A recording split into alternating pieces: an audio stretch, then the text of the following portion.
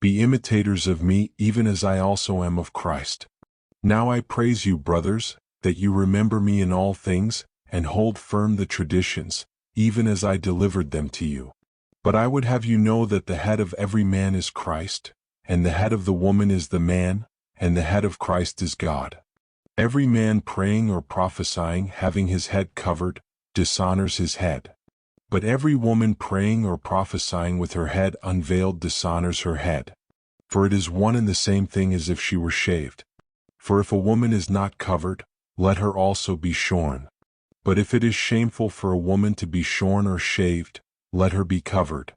For a man indeed ought not to have his head covered, because he is the image and glory of God, but the woman is the glory of the man. For man is not from woman, but woman from man.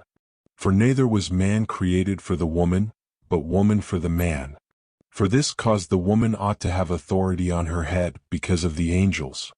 Nevertheless, neither is the woman independent of the man, nor the man independent of the woman in the Lord. For as woman came from man, so a man also comes through a woman, but all things are from God. Judge for yourselves. Is it appropriate that a woman pray to God unveiled? Doesn't even nature itself teach you that if a man has long hair, it is a dishonor to him? But if a woman has long hair, it is a glory to her, for her hair is given to her for a covering. But if any man seems to be contentious, we have no such custom, neither do God's assemblies. But in giving you this command, I don't praise you, that you come together not for the better but for the worse. For first of all, when you come together in the assembly, I hear that divisions exist among you, and I partly believe it. For there also must be factions among you, that those who are approved may be revealed among you. When therefore you assemble yourselves together, it is not the Lord's supper that you eat. For in your eating each one takes his own supper first. One is hungry and another is drunken. What, don't you have houses to eat and to drink in?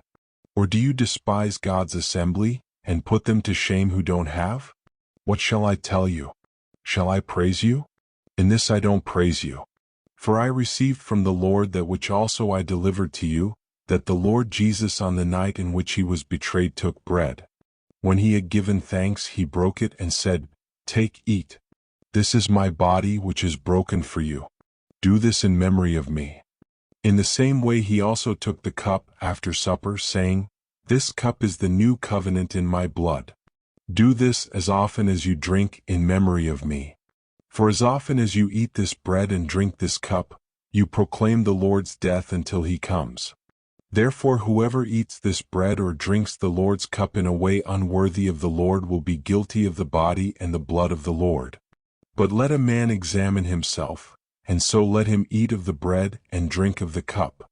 For he who eats and drinks in an unworthy way eats and drinks judgment to himself, if he doesn't discern the Lord's body. For this cause many among you are weak and sickly, and not a few sleep.